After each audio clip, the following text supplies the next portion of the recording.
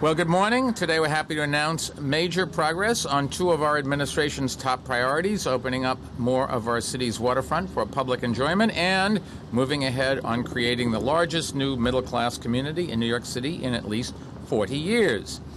As you know, we've just cut the... Yes, you can applaud. That's a nice thing to do. We've just cut the ribbon on the new Hunters Point South Waterfront Park where we're standing. And as you can see, it's got a spectacular view of the Manhattan skyline. It stretches along more than a quarter mile of the East River shoreline. And the parks and lawns, playgrounds, concessions, and cafe plaza are sure to make it a popular destination. It's also easy to get to. There's ready access to the park from the number 7 subway, which I was on the other night going to the U.S. Open, to the tennis matches, and I will say I can report everybody seemed happy. And also the nearby East River ferry stop here in Long Island City makes it accessible. Newly created bike paths and landscaped streets also provide inviting approaches to the park.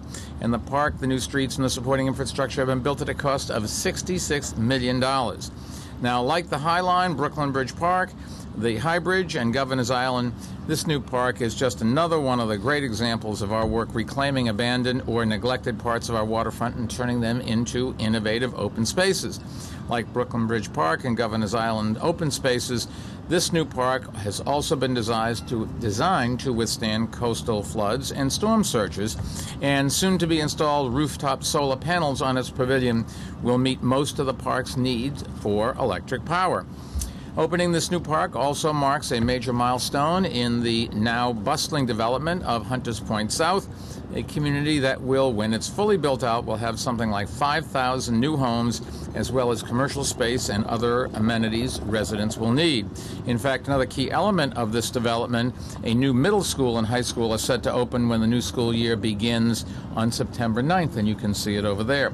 And the first phase of the development's housing construction, 2 buildings with a total of more than 900 apartments, is also on course to be substantially completed next year. Now, all of these apartments will be permanently affordable to low, moderate, and middle-income households. Storm and flood mitigation measures are being built into the housing and other elements of the Hunters Point South development, too. And this development was originally conceived as part of the New York City's bid for the 2012 Olympics. Most of you will be surprised to learn we did not win that competition. But I think it is a great example of how our Olympic plan has largely been implemented. Even though we did not get the Olympics, most of the things that we had in that plan have actually been delivered, and we're going to enjoy them. And it turns out that it was all for the best. I'm sorry we didn't win. I think it would have been great to have an Olympics here, still would be in the future. But we didn't walk away when the IOC said they'd rather go to London. We went ahead and did what was right for New York City, and so in some senses this whole thing was a big success. Our plan was intended to be a catalyst for development that would benefit New Yorkers for decades to come, and that is certainly true of this beautiful waterfront park and the community being built around it. And this is also the largest single project started on our administration's ambitious affordable housing initiative, the New Housing Marketplace Plan. And the progress we're making on it underscores our commitment to keeping New York City a city where people of all incomes can make their homes. And if you want to know how the New Housing Marketplace is coming along, we are on course to finish a commitment of 165,000 units of new or rehabbed affordable housing. That will hold more people than live in Atlanta, Georgia, just to put it in perspective. And that's just the new affordable housing, one type of housing, and only new, not counting all the other stuff that's here. The scale of New York is just so much greater than any place else, and we've done more to make sure that people in our city can stay in our city as the city changes and develops, and those that contributed to our city can still enjoy it. Let me now turn to some of the our other commitments, to turn to some others for their comments on today's announcement, starting with City's Parks Commissioner Veronica White. Veronica? Thank you. Thank you. Thank you, Mayor Bloomberg, and thank you for your commitment to our parks and to our open spaces. Under Mayor Bloomberg, $4.5 billion has been invested in parks, old and new, throughout all of our wonderful 5 boroughs. Over the past 12 years, we've been very, very hardworking, especially with our Economic Development Corporation, in order to carve new parks out of our old waterfront.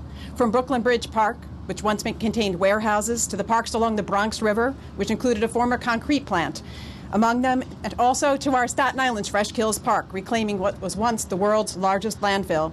And now we have Hunters Point South Waterfront Park, and a beauty it is. And a round of applause for all the city agencies that have been enormously helpful, from EDC to HPD to DOT to DEP, and to our partners in state parks as well. The former use of this park, and you can see over there, the latest addition to our parks, is you can see the gantries that are there from the old state park. And we worked very closely with the state parks to ensure that this would be a continuous green ribbon and that we could go from one to the other. The citizen need not know whether it is a city park or a state park. That's the way we try to maintain our waterfronts.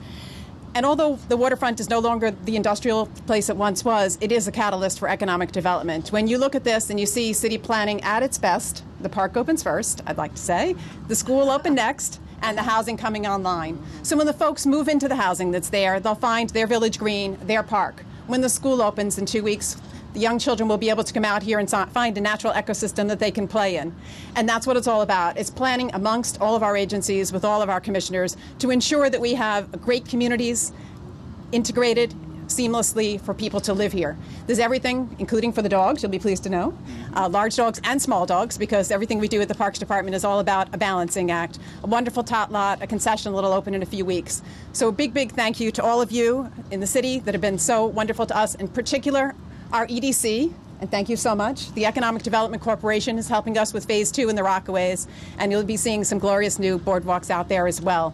So a big thank you to all of our city partners. And remember, Go Park. It's 29,000 acres, not just the one in your backyard. You'll see our signs on the subways. Take the subway to our parks, and you'll see all the wonderful things that you can do in our 29,000-acre park system. Thank you all so very much, and thank you, Mayor Bloomberg. Veronica, thank you. The development of Hunters Point South is being overseen by the city's Economic Development Corporation, otherwise known as EDC. And here to tell us a bit more about this project and where it's going from here is EDC President Kyle Kimball. Kyle? Thank you very much. Creating open space is really a key part of our economic development strategy. Because it's amenities like this that really help us attract the talent that is critical to the city's future successes, which is why, under the mayor's leadership, we've expanded the city's parks by over 840 acres in partnership with Veronica, our partner, as she said, with the agencies in expanding the amenities around the city. And as the mayor said, this park represents the foundation for an ambitious plan in this area to create a vibrant and affordable new waterfront community in this formerly abandoned and underutilized area, and really reuniting the city with its waterfront.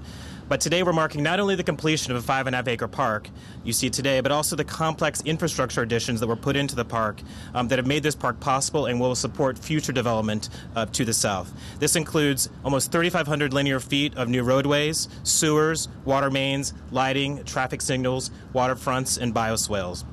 Of course, in the wake of Sandy, we continue to work on new development, but also on sustainability and resiliency. And during Sandy, the infrastructure already installed at the time allowed this site to drain quickly, as designed after being flooded with stormwater and at several feet of stormwater. All plans developed since incorporate additional resiliency measures, such as bulkheads, fortified shoreline to protect the site from flooding during climate-related events, and other resiliency measures that we released in part of our special initiative on rebuilding and resiliency. So with construction underway on the thousands of units for housing middle-income New Yorkers and the brand-new intermediate high school set to open here next month, all of which will be accessible by transit options like our other project, which is the East River Ferry, and convenient to the heart of Long Island City's emerging hub and creative tech businesses. This site is poised to become not only a vibrant neighborhood, but a model for future New York City neighborhoods. And we're very proud to be a part and have been a partner with Parks and with the city in delivering this project on time and under budget. I specifically want to thank the mayor and the deputy mayor Steele for their leadership. And it was really, as Veronica said, a true collaboration amongst many city agencies with the commissioner, with Commissioner Wambua of the housing, and Assistant Commissioner Kensky, the Chancellor Walcott, John Shea of the school facilities, DOT, DEP, Catherine Garcia, who's here today, as well as the state DOT, and all of our elected officials, some of whom you'll hear from today, Councilmember Van Bramer and Congresswoman Maloney. the Deputy Borough President, and the State Senator Gianaris. I also want to thank specifically our partners at Monadnock and Related and the team of engineers, our Thomas Balsley and the Weiss, Manfredi, and Lyro, of course, and a number of people that the list is too long to mention. But specifically, I want to mention the talented team of folks at EDC, specifically Laura Gray, who has lived and breathed this project for the last 6.5 years, as well as Michael Rem for the last 4.5. They've been out here on site every day working this, and this is, I think, something for them to be very, very proud of, and unlike any other project we've ever done. So thank you for the opportunity. Kyle, thank you. City Councilman Jimmy Van Bremer represents this area. He sits on the Council's Committee on Parks and Recreation and secured capital funds from the Council for this park. Jimmy, thank you for everything. Thank you very much, Mr. Mayor. This is a great day for Hunters Point. Isn't this a great day for Hunters Point in Long Island City? One of the premier neighborhoods in all of New York City is getting better every single day. And with the addition of this park and the schools and the housing, this is so terrific. I want to thank Mayor Bloomberg for his vision. I want to thank the administration. I also want to tell a little bit of history, because there's some folks here who have been here from the beginning, and this is a long time coming. And Community Board 2 Chairperson Joe Conley is here. I want to recognize Joe Conley.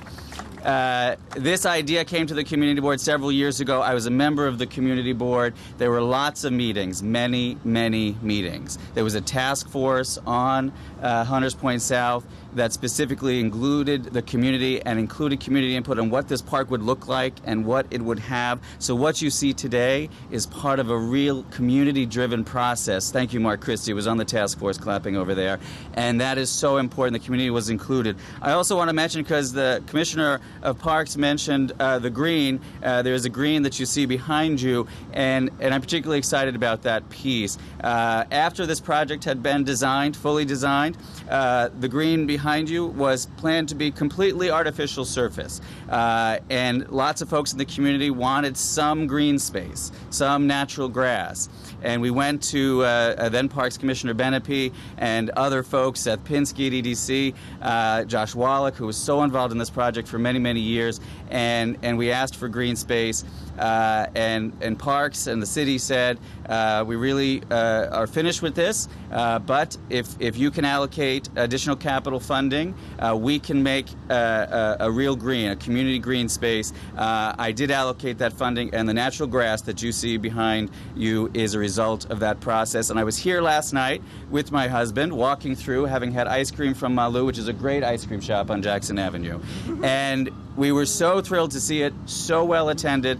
And there was a father playing wiffle ball with his sons on the artificial surface, some folks kicking a soccer ball around on the artificial surface, and then lots of folks lounging and relaxing on the natural grass. That is exactly how we drew it up with Deputy Mayor Howard Wolfson 3 years ago in the Committee on the Whole Room at City Hall. I am so thrilled and excited about that. So I want to thank everybody from the Community Board, all of my colleagues in government. I think I've shouted out all of the other folks who I wanted to shout out, but Lorraine Grillo is here from the School Construction Authority. She's one of my favorite people in the entire world. We are building 5 new schools. 5 new schools in my council district alone, and that school, the new Academy of Film and Television Studies High School, which is an amazing high school that had been co-located in IS 204, now is home in that beautiful building along with an intermediate school. It is such a triumph for this community, particularly as a brand new and expanded PS 78 elementary school opens up next week just down the road. So thank you, Lorraine Grillo, for the lasting legacy that you're leaving for Queens and all of the school children in the city of New York. I love this park.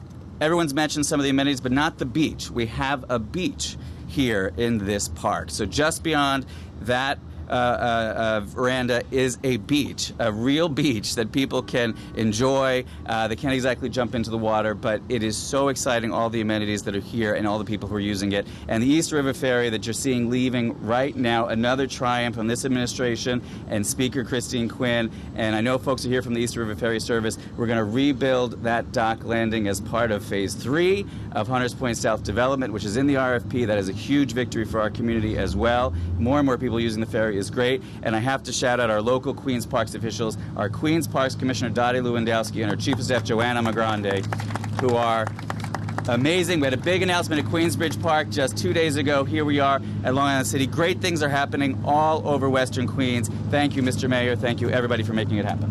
Jimmy, thank you. I'd also like to welcome Congresswoman Carolyn Maloney to this park and ask her for her comments. Carolyn? Well, thank you. Thank you, Mr. Mayor. Thank you for your vision of adding so much green space, new green space to our great city, and building a green necklace around Queens for all of us to enjoy. But mostly I want to thank you for adding 3 years to New Yorkers' lives. That's quite an achievement. 8 million people are going to live 3 years longer. And I would say that and those reports that came out is due partially, or in part of the combination is having open space for people to enjoy, affordable housing.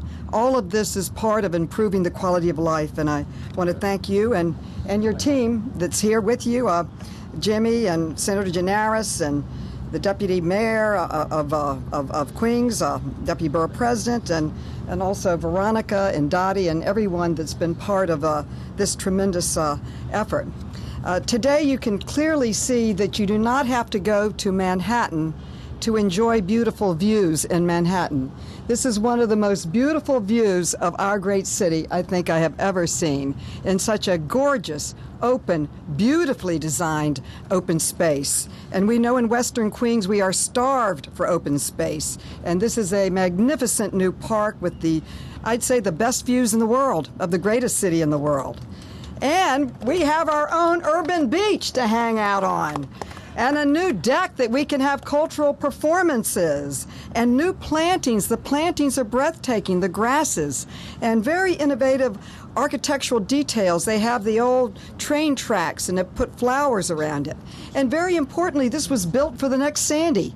It has been built in a way that anticipates that we will have other destroying storms. So it's an exciting new green space that will serve as a new backyard for the residents of the 2 affordable housing units that are being built that will make this one of the biggest expansions for the middle class, and a play space, a very innovative play space for the children and the oldsters, both. But this will help the schools, the little kindergarten and elementary school that is opening up right down the block. Wow, what a great day. And I can see that this could be a destination point for tourists who just want a great place to hang out. And it's very near Gantry State Park, so it's a beautiful extension. So I truly congratulate the mayor for all he's doing. My heart is just pounding. I must say that I feel that city government for too long turned our backs on really one of our greatest resources, which is access to the water for our people. And Mayor Bloomberg has turned that around, and now we're playing to one of our greatest strengths, using our waterfront to bring people together for celebrations as we are today. I do want to add, you've got the taxi coming in and out, and I was pleased to be able to add $4 million to that project. But this beautiful new park gives us even more reason to hang out in Western Queens, one of the best neighborhoods in our great city. Congratulations to everyone that was part of this great effort. And thank you, Mr. Mayor. Carolyn, thank you, and we'll expect to see you on the beach. You and I can go for a celebratory swim. We're also pleased to have State Senator Michael Gianaris as our partner in Albany when it comes to protecting and improving the quality of life here in his district and throughout the city. He's been there every time. Mike. Thank you, Mayor. Thank you. Welcome to Long Island City, no longer New York's best-kept secret. The mayor and his administration deserve a tremendous debt of gratitude for ensuring that the transformation of this neighborhood that's occurred over the last several years has occurred in a way that is with the community input and in a way that preserves open space for the public. And today's announcement is just one of many we've had over the years in making sure that as Long Island City continues to develop, it is done in a way that keeps the interests of the people at heart. We're here celebrating this gorgeous green space. Just up the road is the State Park at Gantry. We have schools being constructed, and everything that has been done with an eye towards making sure that those who have lived here can continue to live here, and those who are coming here are welcome to a great new space. I also want to mention the integration that's gone on. The planning has been tremendous. We're opening this new school for specializing in the film industry, and that is no coincidence that we're doing that in Long Island City, because thanks to the state's successful film credit and the Cities Made in New York program, Long Island City has become Hollywood East, and we are getting jobs by the thousands at Silver Cup and Kaufman Studios and Broadway stages, which is diversifying our economy and something that is a tremendous benefit to not only the people of Queens but all of New York City. And being able to train the next generation of workers in that industry is just another jewel in the crown that is becoming Long Island City. So, Mayor, thank you very much for all you've done, and we look forward to enjoying this park with everyone here. Michael, thank you, and thank all the people in Albany and both houses for us, and the governor. Let me say before we wrap things up, we are honored to be joined by Queens Deputy Borough President Barry Kudenchik, and thank you very much. Before taking questions, let me also just summarize for our Spanish-speaking New Yorkers. Estamos abriendo un nuevo parque sobre la costa sur de Hunts Point. Es un gran paso hacia la creación de una nueva comunidad de ingresos medios aquí in Queens. And with that, we'll be happy.